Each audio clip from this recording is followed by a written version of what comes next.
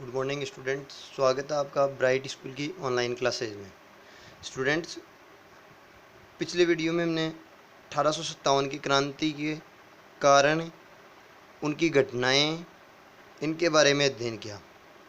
आज हम 1857 की क्रांति की जो असफलता के कारण थे उनके बारे में पढ़ेंगे। तो आज का हमारा टॉपिक है 1857 के स्वतंत्रता संग्राम की असफलता के कारण की किन कारणों से क्रांति है वो असफल हुई। जो भारत का जो प्रथम स्वतंत्रता संग्राम था वो असफल क्यों हुआ, इसके प्रमुख कारण क्या थे, उन कारणों के बारे में हम पढ़ेंगे।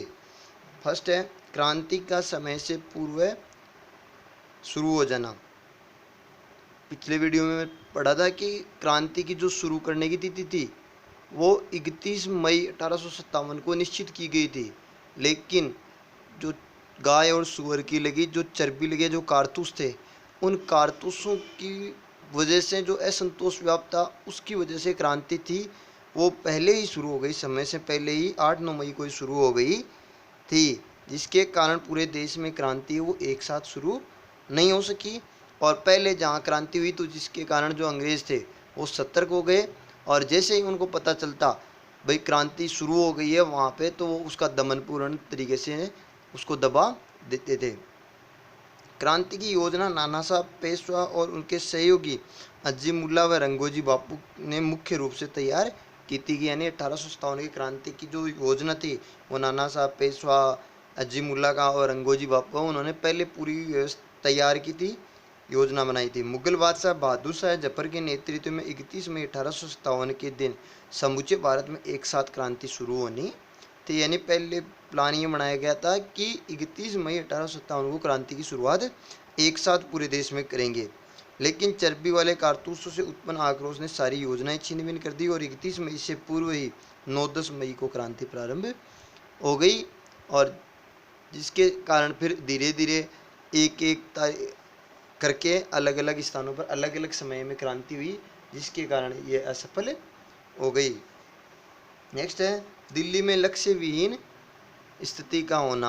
यानी क्रांतिकारियों ने अपने छावनी में, अपने इलाके में क्रांति की, लेकिन क्रांति करने के बाद में वो वहाँ पर स्थायित्व रूप से अपना अधिकार है वो नहीं निभा सके। उन्होंने क्या किया कि सारे के सारे दिल्ली की ओर रवाना हो गए, और दिल्ली में उनका कोई प्रमुख नेता नहीं था, प्रमुख नेतृत्व करने वाला नहीं था ढंग से, जिसके कारण उनकी लक्ष्य विहीन स्थिति हो गई। वे इधर उधर भटक गए और उनकी एकता भी खंडित हो गई। देश भर में क्रांतिकारी सैनिकों के दौरान अपनी छावनियों के विद्रोह करने के बाद दिल्ली की ओर बढ़े थे, लेकिन दिल्ली पहुंचने पर वे लक्ष्य विहीन हो गए तथा उनकी एकता भी खंडित हो गई। वहां पर उनका नेतृत्व करने वाला कोई एक मुख्य नेता नहीं था, जिनके कारण उनकी एकता भी खंडित हो गई।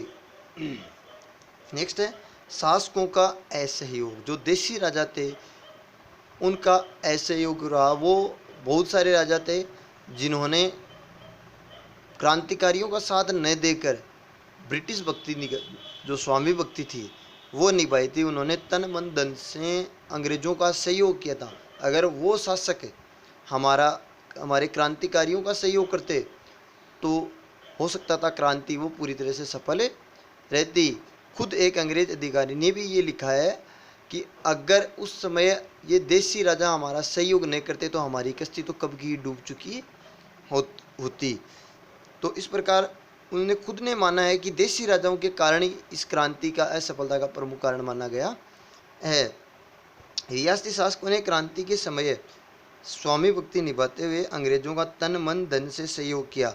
यानी सेना भी दी अपनी, उनको धन भी दिया और हर तरीके से अंग्रेजों का सहयोग किया। यदि वे शासक क्रांतिकारियों का इस प्रकार साथ देते तो क्रांति असफल नहीं होती, क्योंकि क्रांतिकारी को स्थायी जो सफलता थी वो मिलती, क्योंकि वो देशी राजा थे, वो वहाँ पर अपना स्थायित्व बनाए रखते। जिन राज्यों पर क्रांतिकारियों का अधिकार हो गया था, अपना नियंत्रण स्थापित कर लिया था, उन राज्यों का स्थायित्व बना रहता, वहाँ पर पुनः अंग्रेज जो है वो अपना अधिकार नहीं कर पाते। अगर देशी राजा सतर्क रहते, क्रांतिकारियों के साथ रहते तो तथा उन्हें साधनों की कमी भी नहीं आती, क्योंकि जो साधन थे संचार के साधन हैं, उनके पास हथियार है, इनकी कमी भी नहीं आती। लक्ष्य विहीनता से भी नहीं जूझना पड़ता। और अगर देशी राजा सहयोग करते, उनका समर्थन करते, तो उनका नेतृत्व भी ढंग से हो पाता, उन्हें दिल्ली में जाके लक्ष्य विहीनता से नहीं जूझना पड़ता।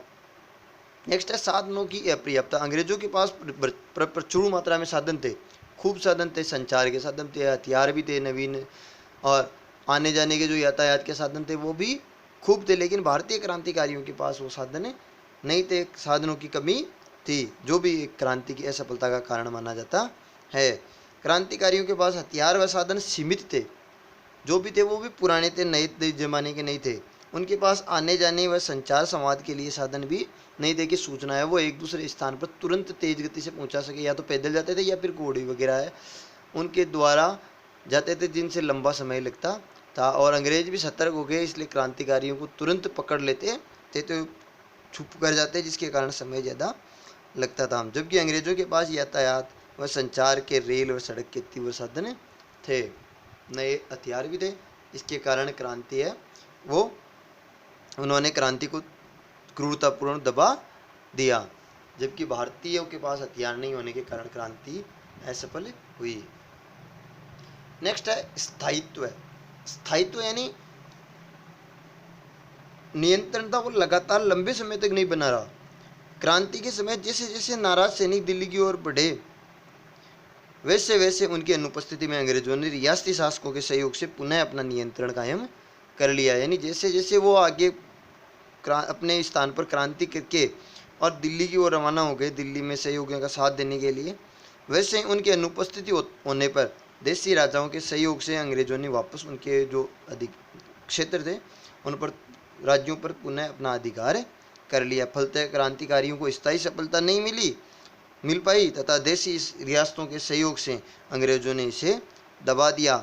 क्रूरतापूर्वक नीति के कारण देशी राजाओं के सहयोग से इस क्रांति को दबा दिया गया। जून 1858 तक अंग्रेजों ने अधिकांश स्थानों पर पूर्ण नियंत्रण स्थापित कर लिया था। इस तरह से क्रांति असफल हुई, लेकिन क्रांति के असफल होने के बावजूद भी इसके विश्वव्यापी परिणाम निकले। तो अब नेक्स्ट पढ़ेंगे हम 1857 की क्रांति के परिणाम व विश्वव्यापी प्रभाव की क्या प्रभाव है, इसके क्या परिणाम है। क्रांति तो असफल हुई, लेकिन भारतीयों के लिए ये एक अच्छा सबक था, राष्ट्रीयता की भावना जागृत हो गई। इस प्रकार से इसके बहुत अधिक महत्व निकले, परिणाम निकले। नेक्स्ट परिणाम फर्स्ट है, अंग्रेजों का सहयोग करने वाले देशी राजाओं को पुरस्कृत किया गया, यानी उन्हें इनाम दिया गया, उच्च पदों पर नियुक्त किया गया। जिन राजाओं ने क्रांति के समय भारतीय क्रांतिकारियों का साथ न देकर अंग्रेजों का साथ दिया था, ऐसे राजाओं को उच्च पदों पर नियुक्त किया गया, उन्हें पुरस्कृत भी किया गया और उन्हें यह विश्वास दिलाया गया कि उनका अस्तित्व है वो बना रहेगा। एक प्रस्ताव पारित किया गया जिसमें लिखा गया कि उनका अस्तित्व है, देशी राजा है वो बने रहेंगे। दूसरी थी गोद निषेध की जो नीति थी लॉर्ड डलहौजी के द्वारा लगाई गई, वो नीति भी वापस समाप्त कर दी गई कि अब है देशी राजा है वो सही हो, जो है गोद ले सकते हैं, जिनके पुत्र नहीं होता था वो।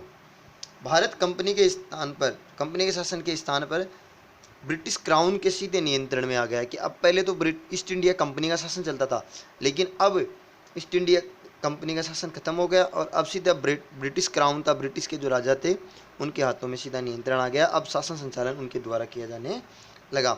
शासकों के लिए अंग्रेजी शिक्षा का प्रबंध भी किया गया ताकि उनकी जो अंग्रेज है वो उनकी भाषा है, उनके तौर तरीके हैं, उनके जो विचार है वो समझ सके। इसलिए जो देशी शासक थे उनके लिए अंग्रेजी शिक्षा का व्यवस्था भी की गई, नए इंग्लिश स्कूल भी खोले गए। राजभक्त अंग्रेजी शिक्षा प्राप्त मध्यम वर्ग का विकास और शिक्षा की व्यवस्था होने के कारण जो मध्यम वर्ग था इसका उत्थान हुआ। अंग्रेजों द्वारा सामंतों की शक्ति समाप्त करने की नीति अपनाई गई, क्योंकि सबसे ज़्यादा इस क्रांति में सैनिकों और सामंतों ने भाग लिया था, इसलिए सामंतों की जो शक्ति थी उसको समाप्त करने की पूरी योजना बनाई गई।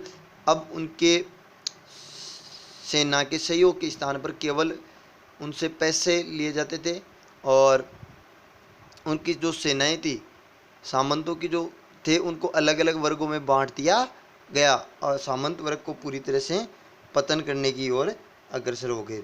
लॉर्ड डफरिन के कार्यकाल में कांग्रेस की स्थापना भी की गई कि भारतीय ऐसी क्रांति दोबारा नहीं हो, भारतीयों के मन के विचार है उनको कहने का जो मौका है वो एक मंच स्थापित किया गया कांग्रेस 1885 में, कि उनको वो जो अपनी बात है वो कहने का एक मौका मिल जाए, ऐसा मंच तैयार किया गया ताकि ऐसी क्रांति दोबारा न हो, इसलिए लॉर्ड डफरिन ने कांग्रेस की स्थापना की। अंग्रेजों ने रेलवे व सड़क व्यवस्था का भी विस्तार किया कि क्रांति के समय उन्होंने अनुभव किया, महसूस किया कि क्रांति में किस प्रकार से जो यातायात के जो साधन है वो किस प्रकार से हैं, वो उनका सहयोग करते हैं। इनके अलावा व्यापार के अंदर भी उनका जो बढ़ाने के लिए उन्होंने रेलवे व सड़क व्यवस्था का विकास किया। इस क्रांति से प्रभावपूर्ण संपूर्ण विश्व को प्रभावित किया तथा इसने ब्रिटिश साम्राज्यवाद व औपनिवेशिक शासन की जड़ों को हिला दिया।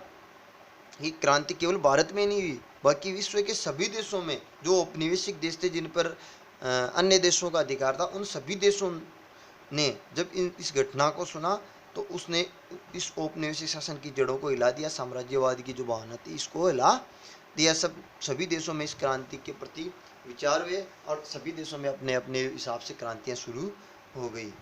असफल होने पर भी इस क्रांति ने भारतवासियों में स्वतंत्रता व राष्ट्रीयता की भावना जागृत कर दी। यानी क्रांति तो असफल हुई, लेकिन भारतीयों के मन में अब राष्ट्रीयता की भावना, जो स्वतंत्रता की भावना थी, वो जागृत हो गई। और लंबे समय तक चलने के बाद में 1947 में हमारा देश भारत आज़ाद हो गया। इस प्रकार से क्रांति के विश्वव्यापी प्रभाव निकले, इसके परिणाम थे। क्वेश्चन आ सकते हैं 1857 की क्रांति के प्रमुख कारण क्या थे, वर्णन कीजिए, या 1857 की क्रांति के परिणामों को परिणाम लिखिए, या विश्वव्यापी क्या प्रभाव हुए उनका वर्णन कीजिए। तो हम आसानी से कर सकते हैं, ठीक है।